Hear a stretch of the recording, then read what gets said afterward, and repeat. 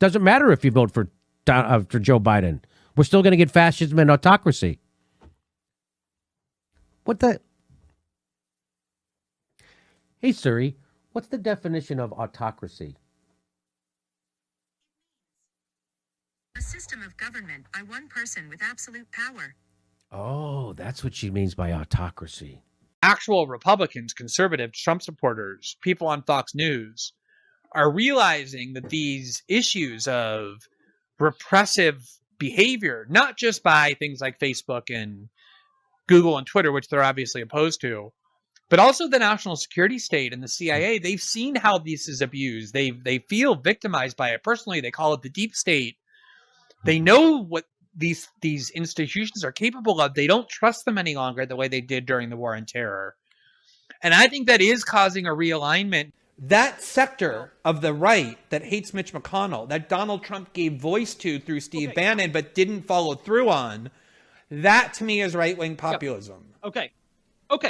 So it's Trumpism. It's Trump. It's Trump, right? The 2016 campaign version of Trump. Predominant themes of the Trump era is that Trump is not just kind of racist and like a boomer way of being racist when compared to like newer, more contemporary, younger generational ways of looking at race, but that he's a hardcore white supremacist. And that essentially it was like a fascist movement that was comparable to Nazi Germany in terms of its vision of racial purity. That was not only a common view in the media, it was the consensus. It was one that you really couldn't question or dispute.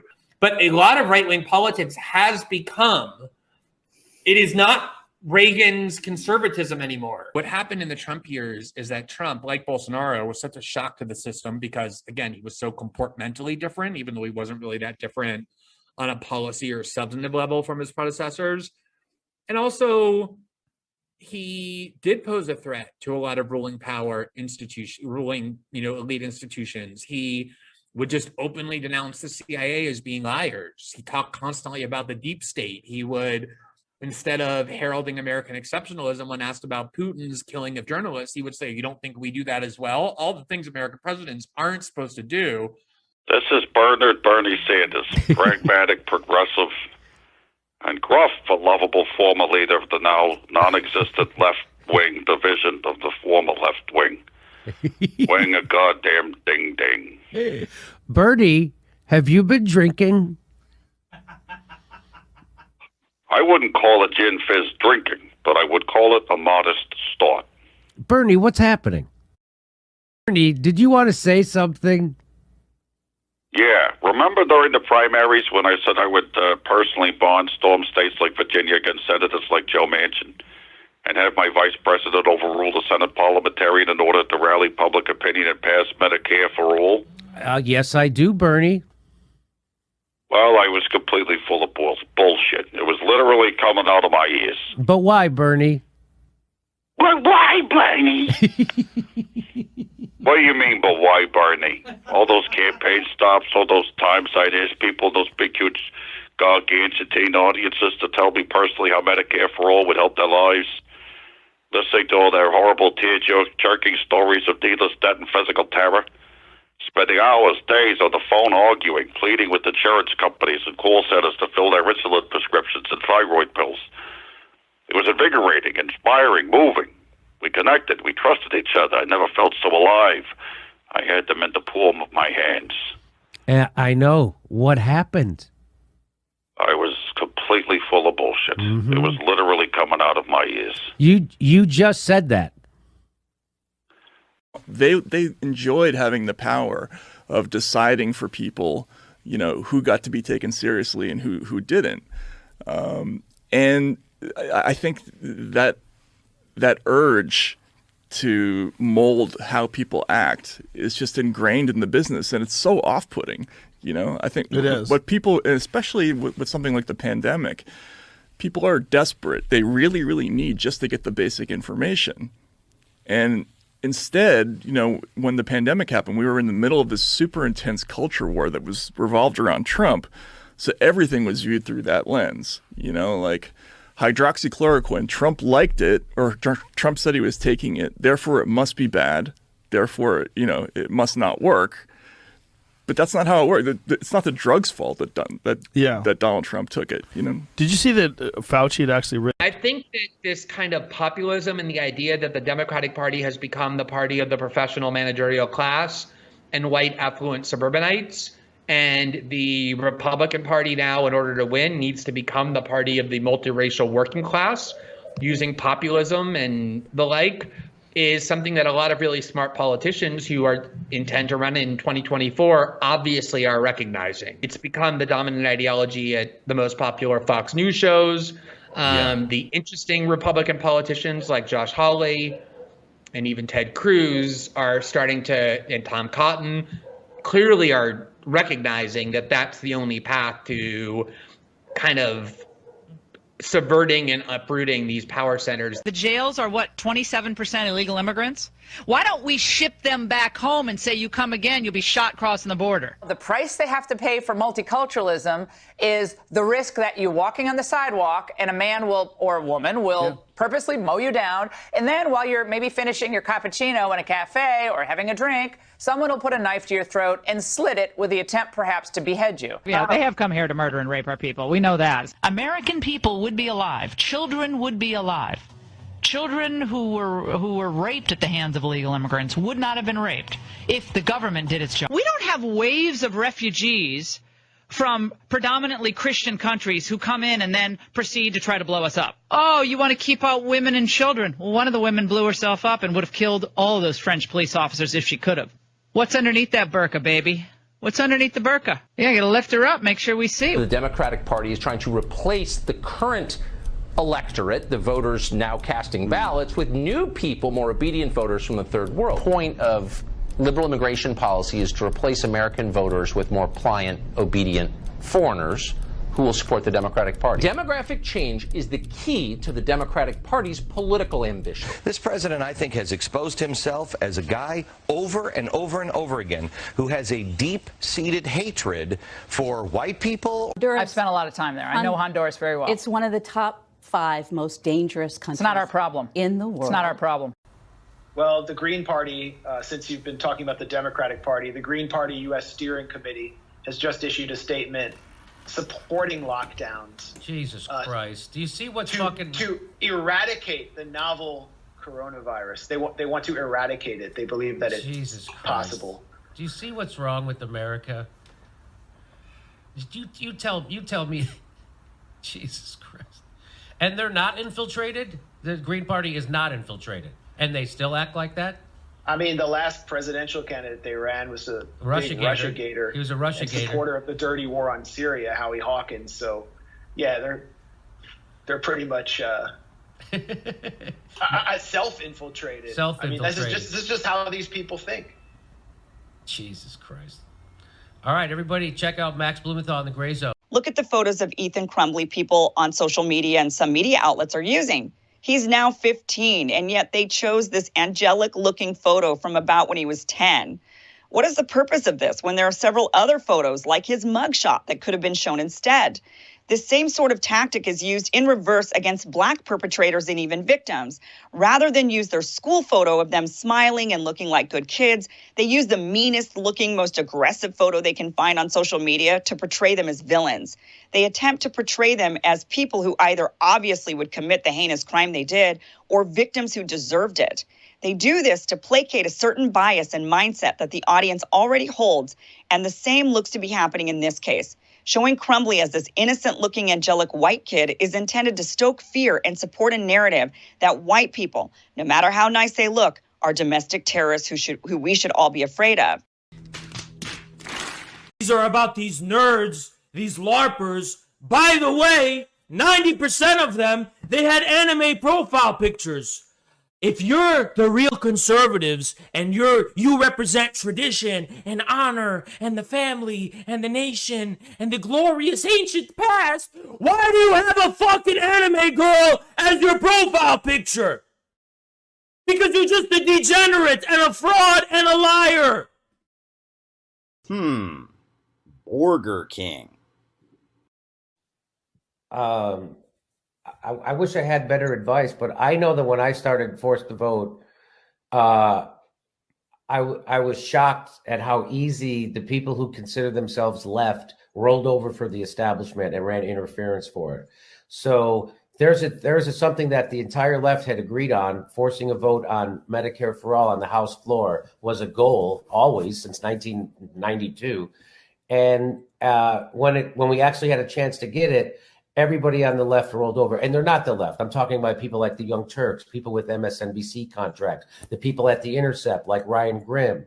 You saw David Sirota talk out of both sides of his mouth on my show. You saw people run interference for the establishment around Medicare for all, which was, and so I don't know what to tell people. That really kicked. Then we do a Medicare for all march in 50 different cities, and the same thing. Nobody covers it. Half the left denigrates it, which tells you they're not really the left. So it shows you how slim the left is. You know who the real left is in America? The people who are out there at those 50 city Medicare for all marches. That's who the left is. That's what we're left with. And they try to denigrate it, call it a red-brown alliance. You know, that's how you get things done. When you get libertarians, right-wingers, and left-wingers marching together, that's when you scare the shit out of them. We are living in socialism, whether we want to acknowledge it or not. And we're living in fucking socialism because the primary driving force of our economy is social in nature. And it's social in the form of signals and information. Just like what fucking happened with GameStop. Let's just forget what China is doing, right? But there's so much disinformation about China, so much ignorance about China in US. As US citizens, we have so much more influence over the abilities to influence United States, the government of United States, than we have to influence the action of People's Republic of China, right? So regardless what China is doing, we can make most impact inside US, and to fix all the issues that we know, we have firsthand experience.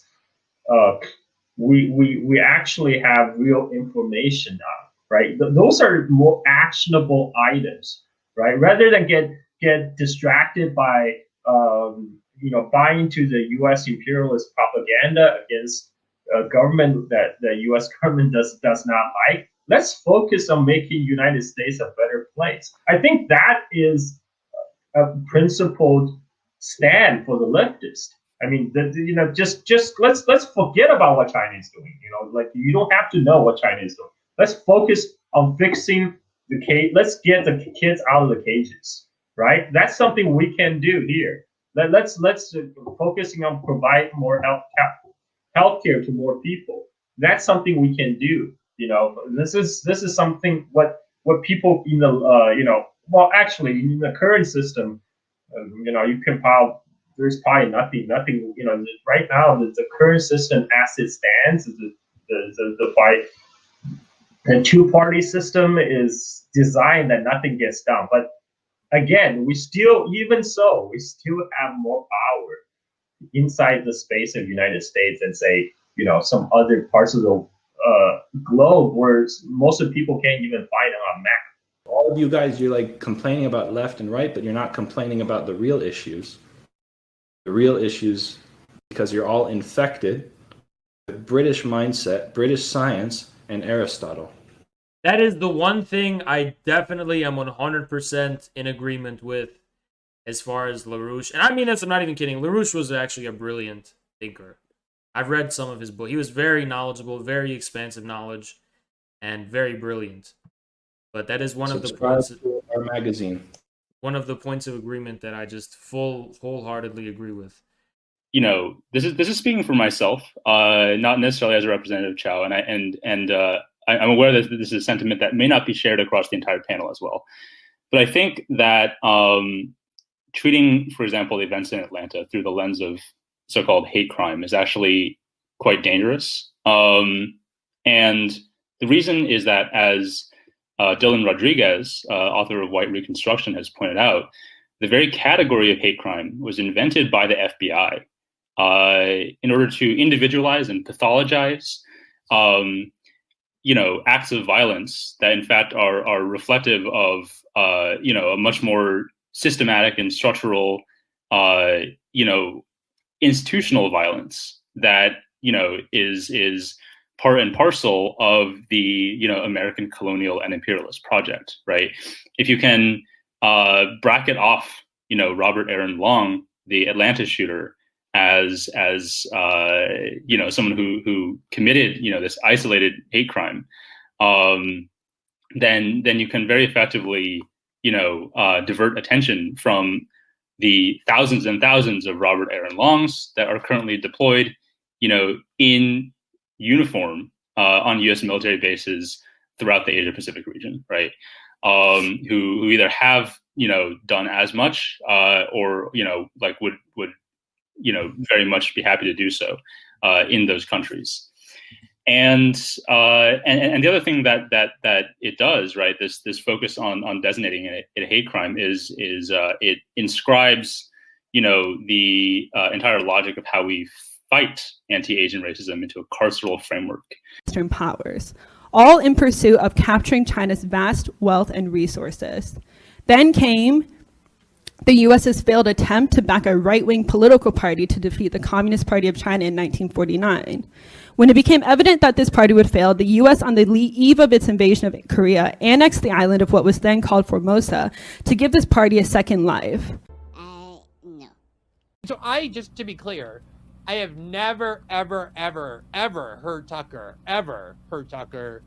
frame immigration or any other issue in the racist terms that you attributed to him. In fact, he believes that what is racist is liberal discourse, the idea that we should judge people based on their race. I think that our heritage in this country is being lost. I'm not against the rights of any minorities, but I think this country is on its way to being a third world nation. We have a moral obligation to admit the world's poor, they tell us, even if it makes our own country poorer and dirtier and more divided. Right now, America is being made over. We're losing the integrity of our society. Our children are going to be growing up as strangers in their own land. An unrelenting stream of immigration. But why? Well, Joe Biden just said it. To change the racial mix of the country. That's the reason. To reduce the political power of people whose ancestors lived here and dramatically increase the proportion of Americans newly arrived from the third world. You have a rapidly declining European American majority, and if we don't reverse this soon, we will be a minority in our own country. And at that point, we will be outnumbered and outvoted in our land, and no matter what you think about any issue, you will be powerless to make your voice heard in government. This policy is called the Great Replacement, the replacement of legacy Americans with more obedient people from faraway countries. Gotta say, in a lot of those moments, Tucker Carlson is a lot more overt with his bigotry than the former KKK guy. Iraq is a crappy place filled with a bunch of, semi-literate primitive monkeys. But I just have zero sympathy for them or their culture, a culture where people just don't use toilet paper or forks. And the way they treat women, I agree with you. Their culture is, but you're in their homeland, and you're over there as an American who they hate, and they want nothing more than the Americans off of their soil. So they're not going to play games. They can just shut the fuck up and obey, is my view. How could you salvage Iraq at this point? I don't, it's beyond our control. I mean, if somehow the Iraqis decided to behave like human beings or something.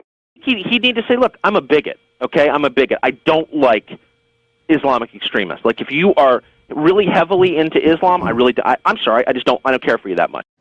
And I, would describe a lot of people on the right as being socialists. I would consider Steve Bannon to be a socialist.